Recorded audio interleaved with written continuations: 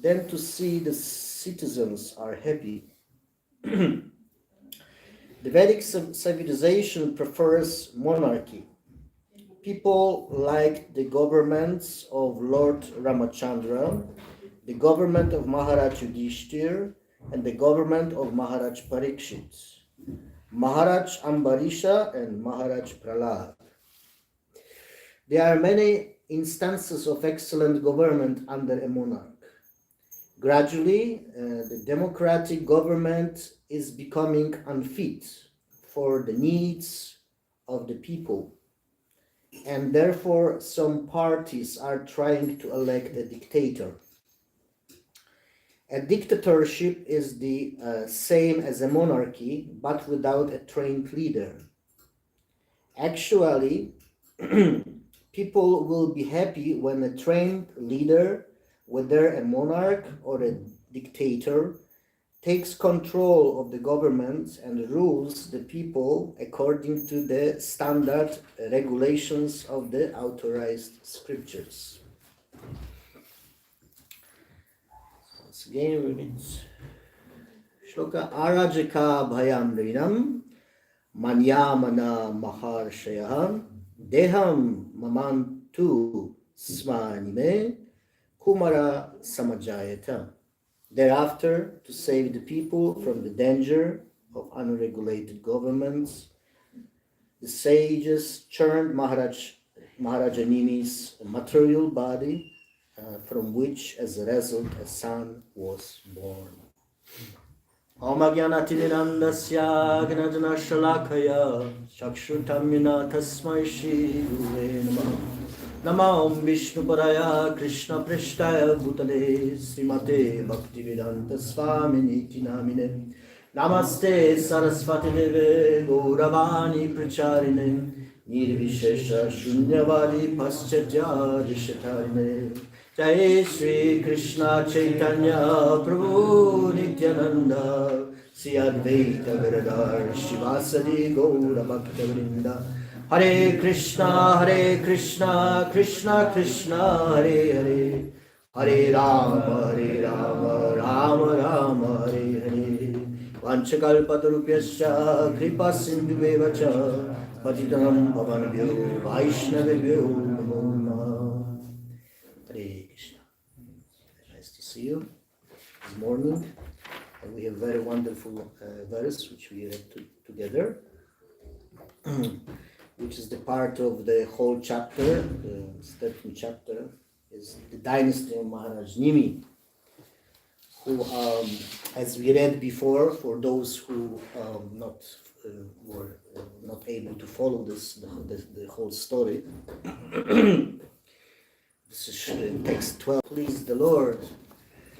But a person who was asked to do it, his guru, Vasishta, was not present because he decided to participate in another yagya for King Indra. And because of that, Maharaja Nimi started without Vasishta. And Vasishta came back and realized what's happened, that, they started without him. He became angry, disturbed, and he cursed Maharaja Nimi for death. So then he responded to that also. Someone say, oh wow, he responded, and he cursed back Vasishta also. So it's like, wow, okay, so it was like very dramatic situation. So that therefore now we are in this point that Maharaja Nimi is dead, and from his body is churned another king. So yes, but coming to this point, why Vasishta was before cursed by Maharaja Nimi is very good question. He was cursed actually for his benefit, because Maharaja Nimi was self-realized soul. So Vasishta was in that time carried away by material situation, carried away by his own greed. Therefore, he was engaged in Indra Yagya, and he was not there in the Maharaja Nimi Yagya. So therefore he was in an unbalanced position. So this is what is happening. Acharya is explaining. Then Guru is on Madhyama level, and sometimes the devotee can be on the sometimes it's carried away by material circumstances.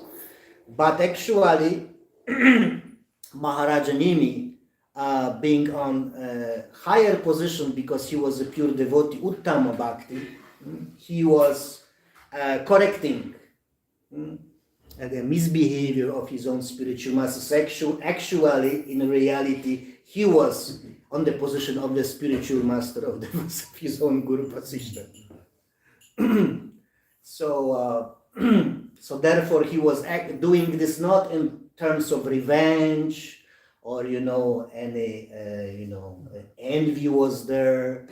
No, it was for the benefit, for his benefit and of the Vasishtha, because there was a need to be corrected. So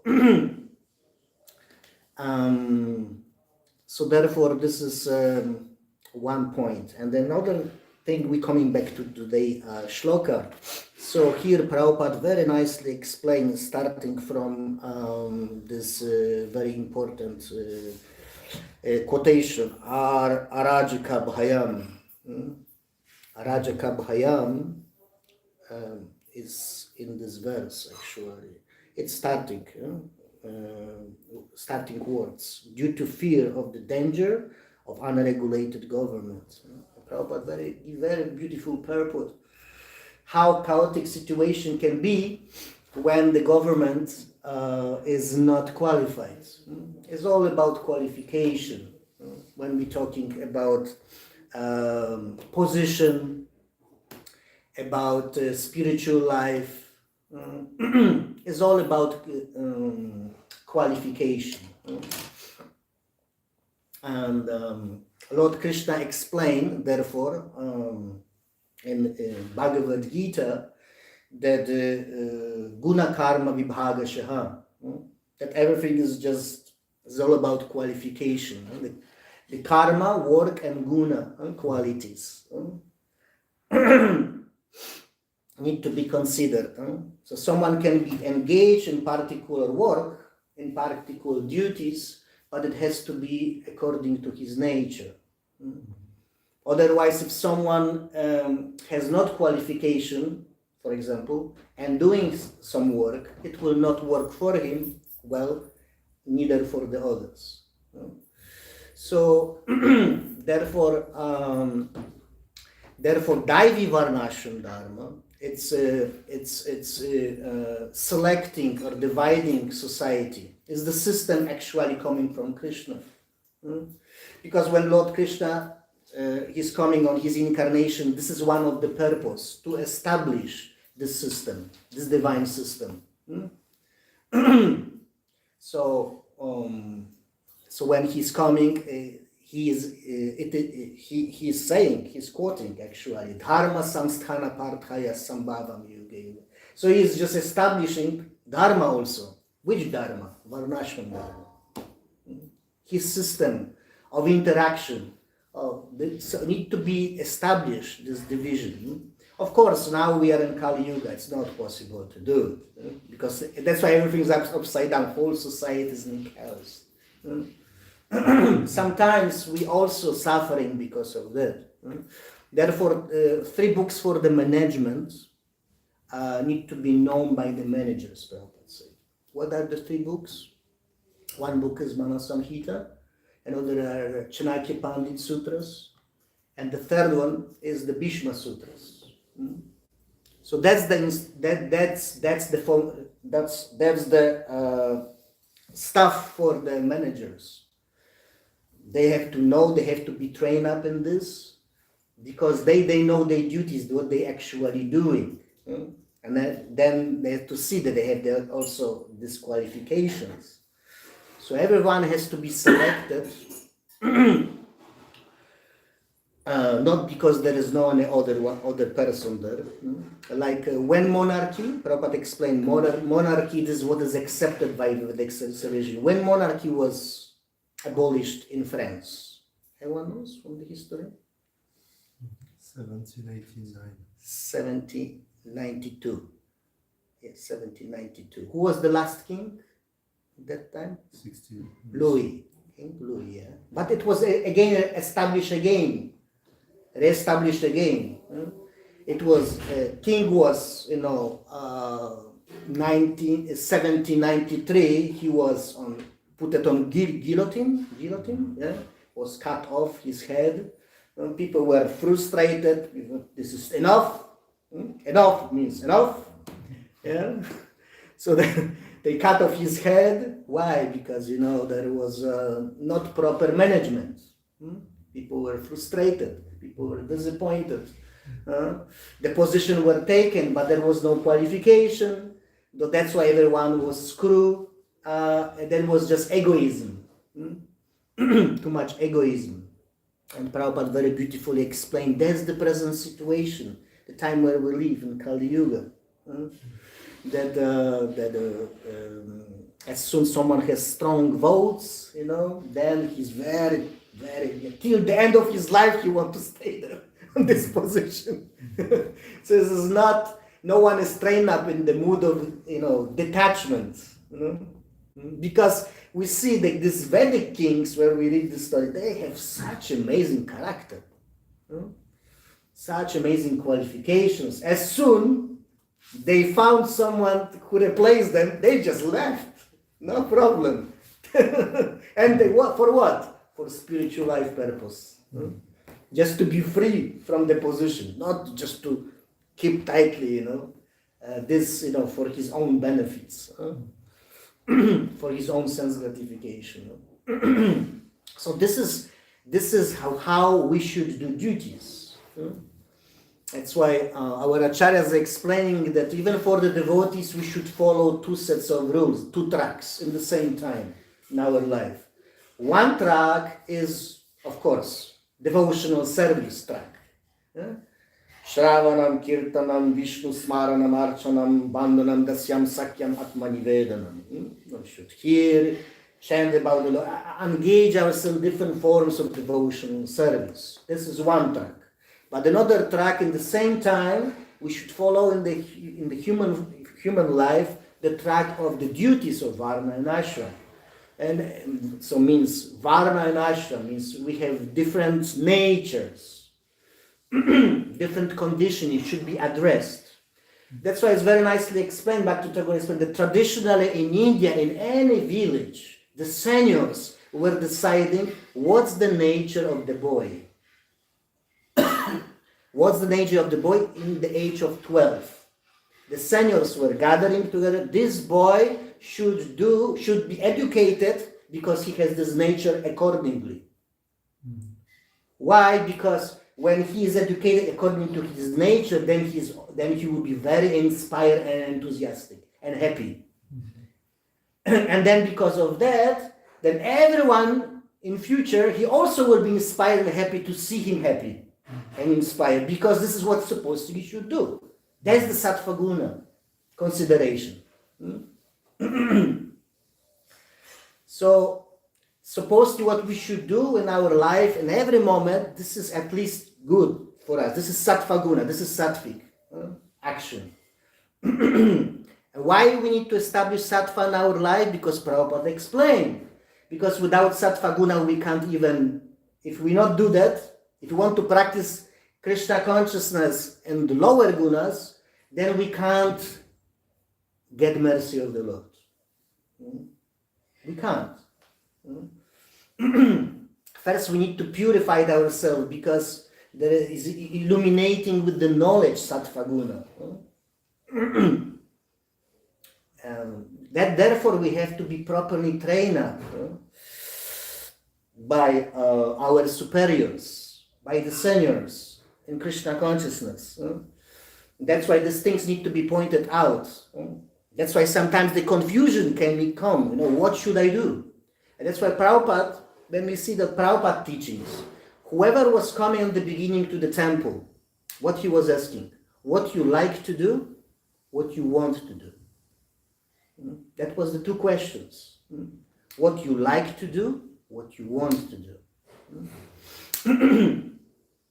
Because what we like to do and what we want to do is according to our nature, our conditioned nature. There are two natures. There's the conditioned nature, based on our previous action, karma anadeva netrena. This is our value system. This is for with what we coming. Like Krishna's explaining, who is coming to me? Krishna explaining in Gita. Four class of people. Yes. Artha, Artharthi, Jnani, and Jigyasu and Jnani. Four types of people approaching to me, Krishna, saying, Artha, those who are miserable, suffering. More of us, we are just coming because we are so beaten, so hardly by material energy. Who are those? People. Because of suffer, someone can come to the Lord. And then are 30, then who are those? Well, because of material situations didn't go so well, then, there's the opportunity, to, like I remember, I was in one temple, and then I was alone somewhere or other, and then one person came from the street. There was a temple just, opposite to the street, and one person came out from the street, and then he entered the temple, and he was like an elder gentleman, and I was inviting him in Prashadam, and then he said, I have problem, I really have problem, I need to find a solution, I'm just, I'm a jobless, and I really need help, I need to find a work, please help me, can you help me? So, well, you're in the right place, so thank you for your coming, just, so I entered to the temple, this is the Lord, this is our Lord, so then, so please, pray,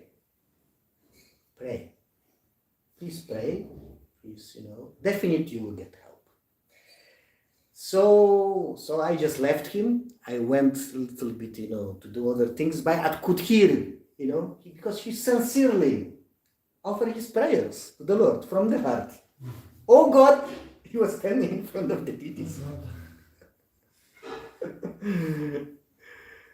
Oh God, please help me. I don't know what to do. He was so sincerely crying, for help. He was, and then I felt very happy, satisfied. Wow, it's so sincere, it's so honest, And then he left the temple, and then he came on the next day back. I got the job. Wow, working. And I never seen him again. So this is what is happening. Artharti. As soon as the suffering is removed, they just living. Never see them again. As soon the material, position, with the money situation is better, they also will leave. And the next one, Artharti, Jigyasu. Jigyasu are inquisitive. Inquisitive. As soon someone, you see some people coming, sometimes, they're coming, asking so many questions. Really, as soon as they're satisfied with the inquisitiveness, they also will leave. And then you have the last one is Jnani. It's not the Jnani, Krishna saying, it's not like a common Jnani, looking for the dry knowledge, speculation, like that. No. Actually, Ramanuja explained that the Jnani means Bhagavad Jnani. So it's just special kind of Jnani. And this, Lord Krishna is just specially is pointed out So he's not the common jnani, person, with knowledge. He's looking for the knowledge. That's why he's coming to me. No, he's looking for knowledge about me. And Krishna's explained next shloka, only that person is staying actually with me. Everyone else will leave sooner or later. This is how important it is to educate ourselves, to become knowledgeable. Otherwise, sometimes we see there's too much stress on karma, on action, but there is no time. Prabhupada, what are you doing? One devotee was sitting, was reading Prabhupada books. And somebody came, some seniors, what are you doing? You're wasting your time here. So much service needs to be done. Sometimes with too much stress. Do this, do that, and there is no time for this. Or sometimes there's too much for this, and there is, Prabhu, you don't see what I'm doing, I can't do that, because I'm doing this, that's why, there's no practical, service, So like we see that sometimes there's so much, put stress on this education, that education, but there is very little education about practical application of this knowledge in terms of behavior, sadachara, proper behavior. So these things has to go together, it has to be balanced. Like Radhanath Maharaj very beautifully explained that this, we associate with devotees, he said, but how we associate with devotees? That's our culture. That's our Vaishnava etiquette. That's our sadachara, proper behavior. That needs to be even more stressed than just theoretical knowledge from the books. We associate with how we associate with the devotees, how we preach. We preach, but how we preach. We chant, but how we chant. So therefore, philosophy, Prabhupada explained, without culture, proper culture, is just mental speculation, because everyone has different opinions about this, about that, how to apply it. So it's very, very important to train devotees regularly in proper understanding. Vedic education is actually divided on three aspects. First aspect is Shravana. Shravana means that we need to connect ourselves with the proper source of knowledge. Proper source of knowledge means that we need to find a guru, proper guidance. It's like a today topic. King is a representative of the Supreme Lord. That's why he's so respected. Need to be trained up properly, but it needs to be person according to his qualification. That's why Manu Samhita said that kings are born to be king. But if he's trained up, then he will do even better. It's not like anyone else. And Chanakya Pandit is very nicely explaining that if there is no proper management, then what will happen? What is happening if there's no proper management? When the women are weeping, he's explaining, when the women are weeping, their wealth is diminished. That's why demigods always keeping the wives, ladies, always happy. Because when the Mano Samhita is explaining, when the woman is happy, then whole atmosphere is glowing. Whole house is just glowing and prosperous. And if the woman is weeping, this is just distraction. It will bring distraction and distraction. So everything will be punished. Maru's explaining, like in mystical way. Like we see from Mahabharata or Bhagavad Gita, disrobing of Draupadi. just because of one thing, that the one chaste lady was, disrespected. Everything was finished. Everything was finished. All dynasty, all the management, whole, prosperity, everything was in vain. All everything because of this blindness. Because the king, Raja, was blind. Was not only blind physically, Vigatashu, but was also blind spiritually. So see here, Prabhupada very nicely explained the management has to be looked after the brahmanas and trained up properly according to their guidance and instruction. Therefore, from the story we can learn that the sages, they are renounced person, they are detached, they are knowledgeable, but in the same time, they are not egoistic. They are very, very concerned about the welfare of others. That's why they will protect Dharma.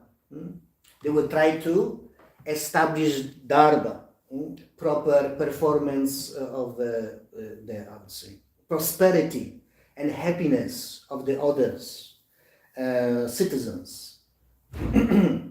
We see this like with the next story in the next canto with the Maharaj Prithu.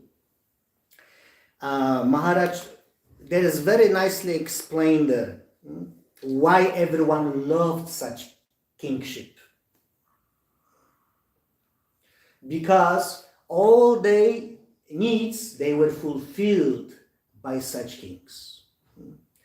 Everyone loved Maharaj Prithu because he was able to fulfill their all needs. That's why naturally they were inclined, they were so satisfied and pleased to surrender to the king.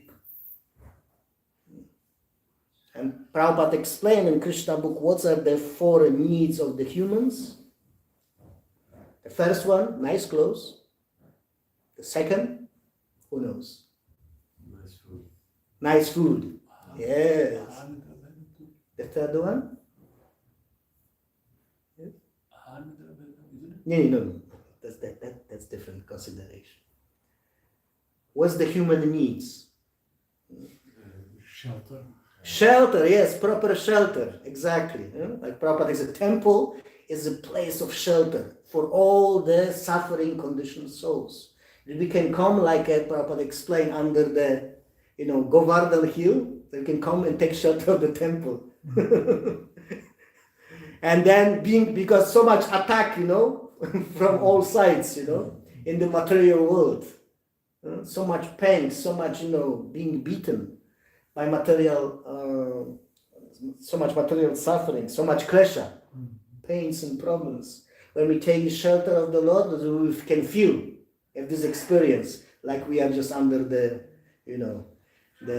the Govardhan hill, the devotees were there. There was so much, going on, so many thunderbolts of material existence, so many problems. But we are in the shelter. So that's why when we coming, we can have this experience. Have this experience, a little bit calm down. This is what is happening. Why it's happening? Because here the transcendental knowledge, the topics of Krishna Katha, the holy name is chanted. And what is the result of having contact with that? With this Shabda Brahman, with transcendental sound vibration? It's not different than the Lord himself. What is happening? The first is happening that all our kleshas are diminished. And then another one is we feel inspired, refreshed. So amazing experience. So shelter. And the fourth one? Nice relationship, nice satisfying relationships. So these 4 things. Nice food, nice shelter, nice clothes, and nice satisfying relationships. This is Prabhupada explaining Krishna book. This is just 4 basic human needs. on the mundane level. So that's the responsibility of the management to see that these needs are fulfilled. Then keep people happy from the bottom.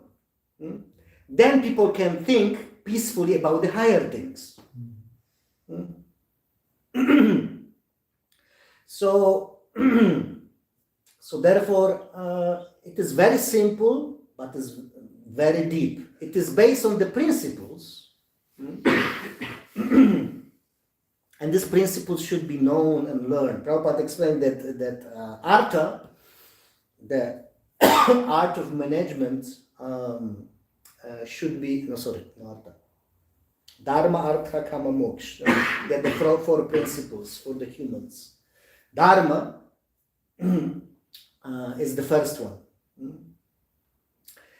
The religious principles, learned or taught by the king, are very, very important.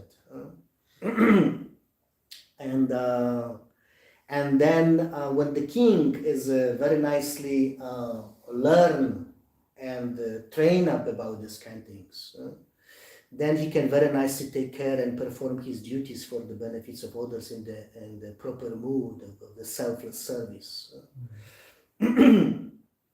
It's a very different atmosphere then and experience, while the same activity, same duty, whatever we're doing, are not in this mood.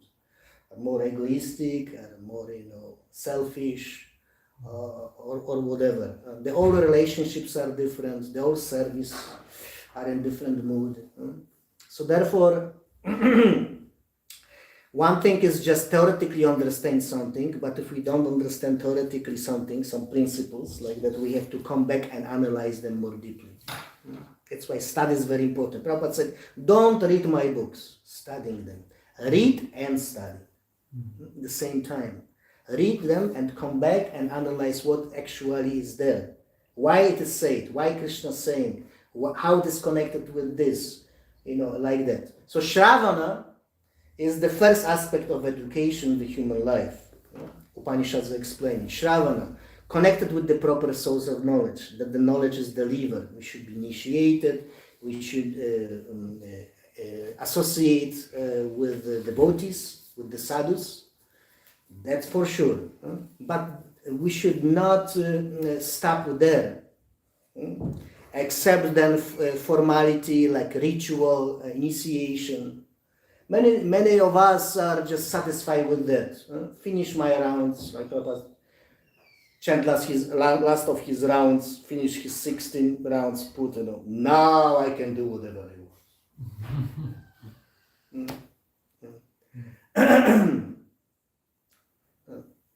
Just get instruction from the Guru and Prabhupada, then push away,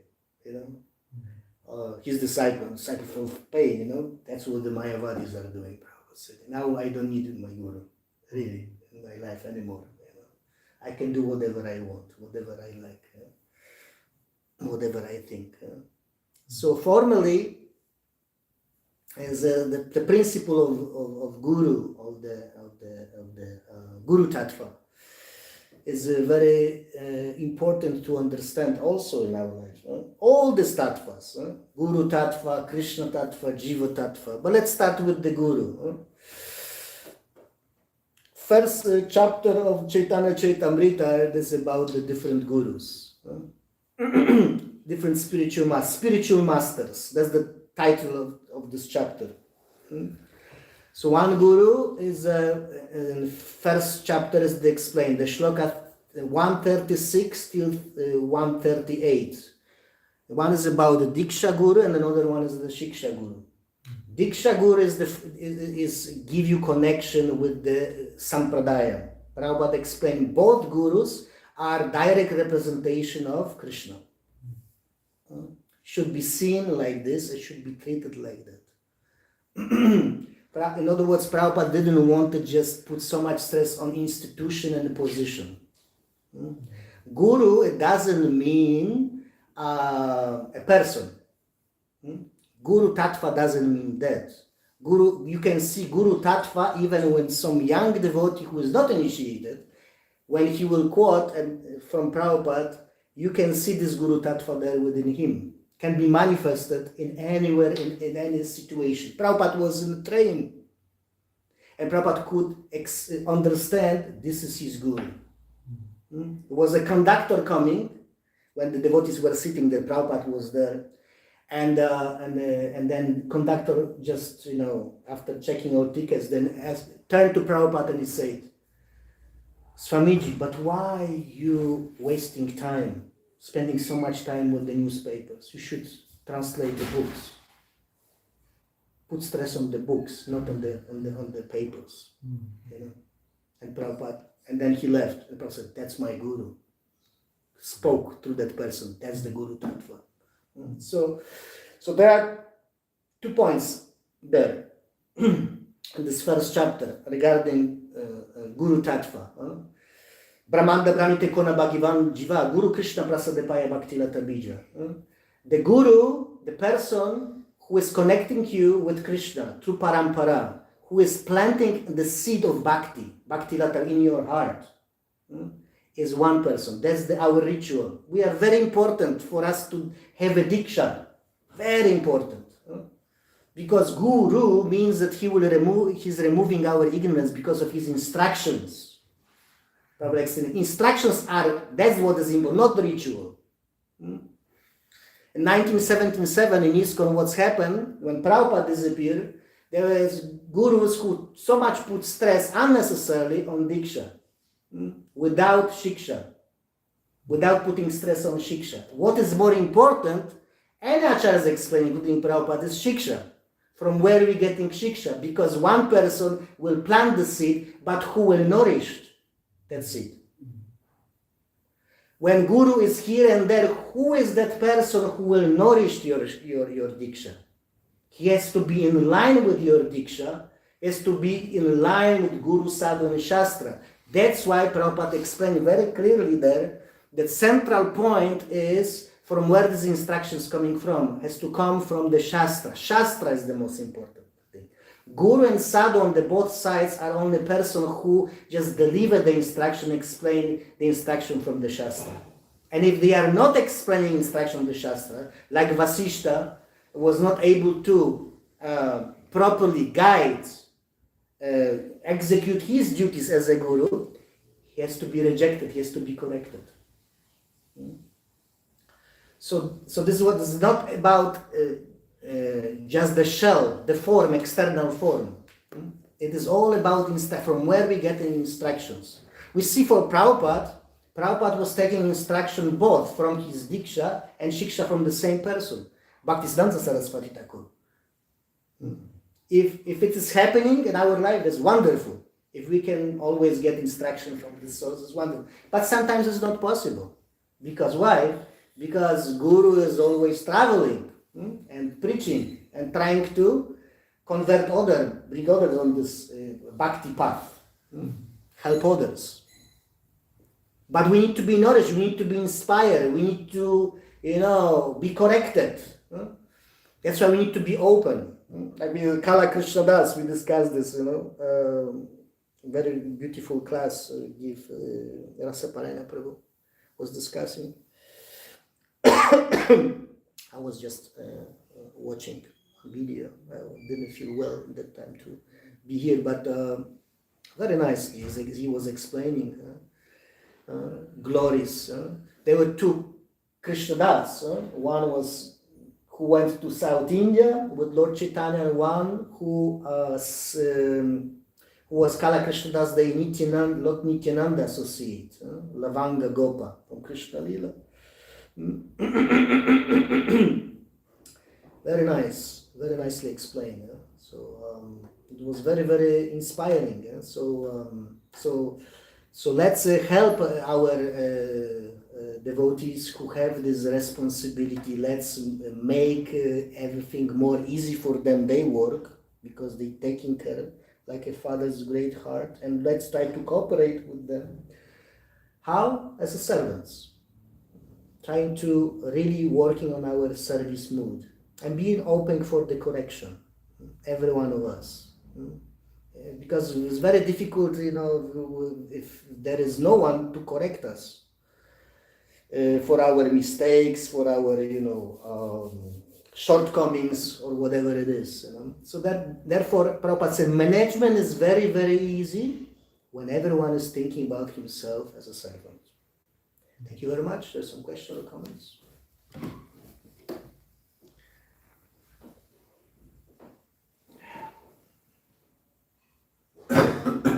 Just to address, as you mentioned, that Prabhupada takes Siksha and Diksha from the same person. Yes. I just remember, he takes Siksha from elsewhere also, Yes. From this, when he was distributing books in Delhi, some bus conductor told him, why you are distributing this leaflet, write some book, print some books for me. Okay. And he said, my Guru Maharaj spoke through him. And then another time when he came to America, his health was not good. So a devotee brought a doctor, and he said, ask the old man to go for a walk. And again he said that, my spiritual master spoke through him. Yes. So he was ready to accept Siksha for everybody. Yes. Prabhupada took. Thank you for bringing me this very important point. It's not that Prabhupada was not open for other shikshas, or didn't take on other shikshas. It doesn't mean that. It's that preliminarily he was taking shiksha instruction for his preaching, for spreading mission of Krishna consciousness, and was coming all the flow of inspiration, instruction from Bhakti. But doesn't mean that he was not open for other instruction. He was not taking any other instruction from anyone else. No. You see that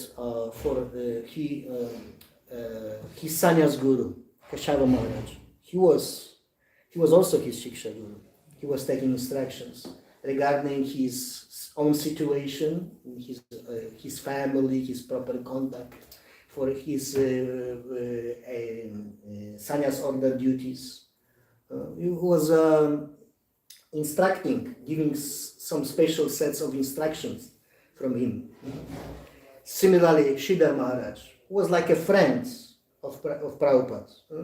I was very great scholar. So he was also scholarly. He was giving very nice instructions for Prabhupada. How to do this better, consider these other things. This is how the Vaishnavas, Acharyas, how devotees are associate with each other. In other words, it's not possible that everyone will be perfect with everything. That's why we need to be open for cooperations and for correction. It means that in something we are good, something we are not so good. And therefore, while being in the Vaishnava Sangha, if we are not so good in something, we see our good side or bad side, we see our bad side, shortcomings, so then we should go to this devotee, whoever it is, who is good with that. And they take his mercy, take some help from him, take some instructions from him, take some guidance from him. Prabhu, how you doing that? How you're singing so nicely. How you achieve that? Can you be merciful, kind for me, and teach me a little bit that I can also be better in that? Or with cooking, or with worshipping deities or whatever. We can like this. We can have so many gurus and happy live like this. That's why Prabhupada in one letter explained it's not wrong to think about other devotees, your god brothers, as a shiksha guru. It's not wrong. It's not wrong. So, like I myself, I know them. For me, Kamkaha Prabhu, Raghunath Prabhu, for me myself, they are my shiksha gurus. Why? Because they raised me.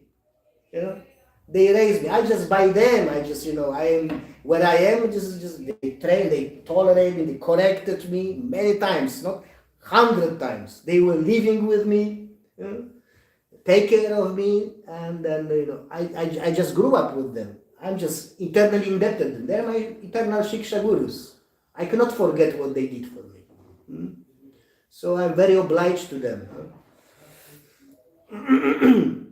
So similarly, when we're associating in the association of devotees, there's two things: the tattva and rasa. Rasa means relationships, how it is applied. Tattva means the truth. What is our understanding regarding the principles? Like all bona fide acharyas, they all accepted that Krishna is the Supreme Personality of Godhead. But how they deliver it is very different from one person to another. How they explain, how they doing this practically, it's very, very different. So that's why practical application of the reality is this philosophy. We need to learn how to apply it, practically and personally. Time, place, and circumstances, it is how it is applied differently. This instruction of Prabhupada, how Prabhupada is our definitely Shiksha Guru. Prabhupada said, whoever reading my books is my disciple. This is very interesting. Without initiation. It's all my disciples, whoever reading my books and following them in their life. Yeah.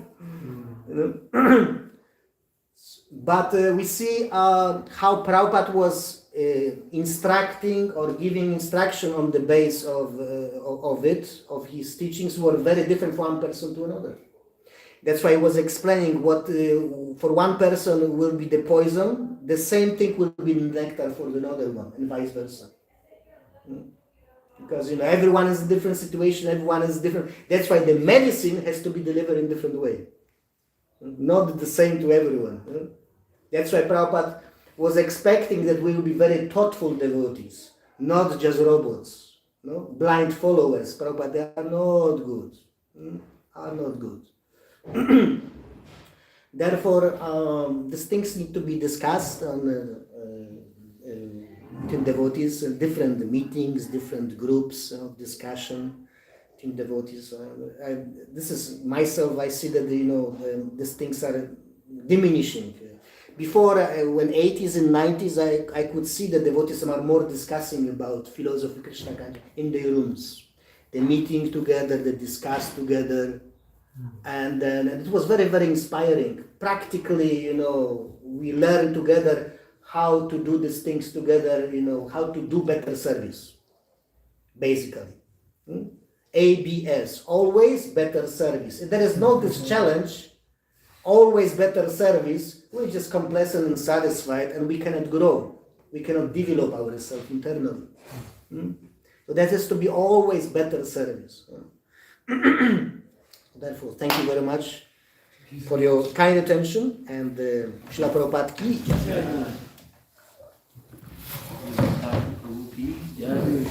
Sadhu Sangha ki jai. Thank you so much for your nice class, Prabhu.